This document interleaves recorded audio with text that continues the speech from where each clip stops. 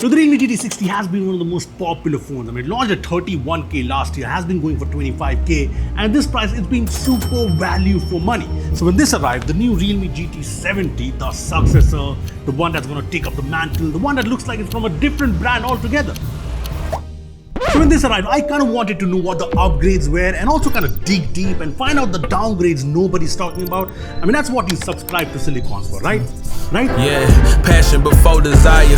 I've been away trying to build a wheel up this life require. Okay, so the first thing you notice about anything is the look and feel, the body, be it a car, your phone, or other things, and the GT70 is radically different from the 60. It looks like a different series altogether. I mean, this new design is kind of more practical, but I do wish that Realme kind of maintain the same familiar design language. What do you guys think about this? See, first of all, the curved screen is gone. You get a flat screen, so no worries with screen protectors, no worries with accidental touches, so more practical. The flashy, shiny fingerprint magnet mirror finish is also gone. We have the racing yellow variant with the textured vegan leather back with the plastic strip to kind of give you that racetrack feel. The camera module has changed. It has a squarish camera island with the cameras aligned vertically, a golden strip running across the camera island. Even the power button is in gold, which creates a nice contrast with a black frame. And the frame is now flat. It's still plastic, but it has a brushed texture which feels good in the hand. And if you're thinking this yellow is too, there are more subtle options too. Now apart from this, you get the same USB 2.0 port, dual SIM slot, no eSIM, an IR blaster, the optical fingerprint scanner remains good, and one upgrade in the design is the IP69 rating up from IP65, and this means this also has the 4K 60 FPS underwater video recording mode. But then there's the downgrades too. First up, this has dual stereo speakers which are fairly crisp and nice, so not really bad, but the 60 speakers were louder. Then there's the display. See, one of the big highlights of the Realme GT60 was its LTPO display, which was great for the price, but there were also problems. People never really saw it going to 10Hz or even 30Hz for that matter. And the new GT70 has a 6.8-inch 1.5K AMOLED similar to 60. It now goes to 1800 nits in high brightness mode, and it's now an LTPS display. Switches between 60, 90 and 120Hz. Now honestly, the display looks great. Has HDR support in apps like Netflix. It's bright enough to be used outdoors without any issues. The bezels are narrow all across, and the haptics remain really good. And it is very smooth to use, so not a big difference compared to the 60. Probably won't be as efficient as LTPO, but do we really care when this has a 7000 mAh battery?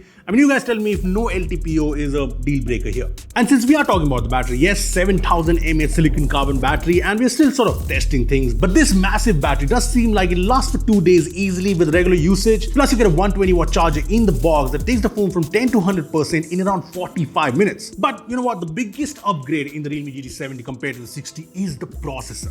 This comes with the MediaTek Dimensity 8400 Max SoC, which has an all big core CPU design, a powerful GPU, and like that this time there's 12GB LPDDR5X RAM and 256GB UFS 4 storage in the base variant. Very good. And like the GT7, this too has graphene in the design for better heat dissipation, a 7000mm square vapor chamber, and this is impressive in terms of benchmarks.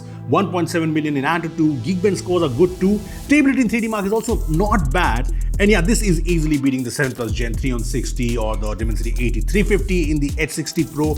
Yes, falls short versus the 8S Gen 4 in the iQOO Neo 10, but this is still a very capable chipset for this price segment. And what's really good is the day-to-day performance. I know there's been a lot of complaints about bugs and issues in Realme UI, especially on the 60, but so far things seem well optimized here. Hopefully we'll stay that way in the long run too.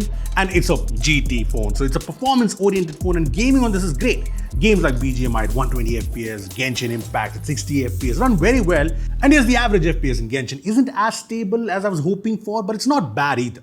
What's also good is that the phone does not have any heating issues. The thermals are clearly better, and I say that because be it gaming or even outdoors when say recording a video, the 70 remains cooler compared to the 60. Look, it's pretty clear that the performance is the strong suit of the phone, just like the 60, and just like the 60, the cameras, not so much. And the 50 megapixel IMX 896 is an upgrade over the LYT 600 in the 60, but there's still the same 8 megapixel ultra wide and no telephoto. Now I compare things versus the 60, and the primary camera does bring improvements. In good light, the 70 captures the more sharper, detailed photos at most times.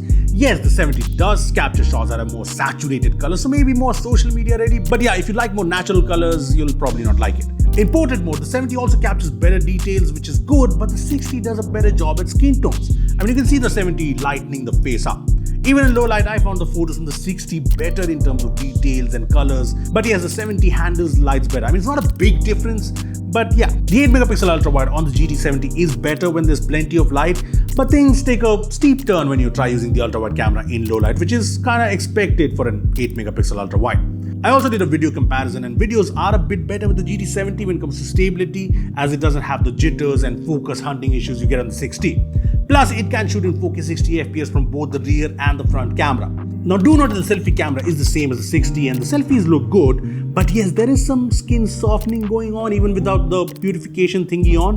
Now, coming to the software, this is running Realme UI 6 based on Android 15, and like I said before, seems better optimized, it's smooth and nice, it's got the beautiful animations, the latest AI features, and this will get 4 years of OS updates and 6 years of security patches, which is an upgrade from the 60, and it's very good at this price range. Now, if you're wondering about the bloatware, Realme UI here does have these pre-installed apps. There's also the glance lock screen, which can be disabled, but thankfully no hot apps and no hot games. Now, there are a couple of things to note about this phone. This has Wi-Fi 6, this has 360-degree NFC, and this also has the latest Bluetooth version, which is Bluetooth 6.0, which brings better latency, can also act as a ultra wideband, and a lot more. Yeah, better future-proofing. Look, to kind of sum things up, the Realme GT70 might not look a lot like the Realme GT60, and honestly, I kind of like the GT60's design, but that apart, this does bring in some good upgrades, but there are also a few downgrades, and some of the things that are same. See, I like the performance boost this brings. I like that the performance is not just numbers, the optimization seems good.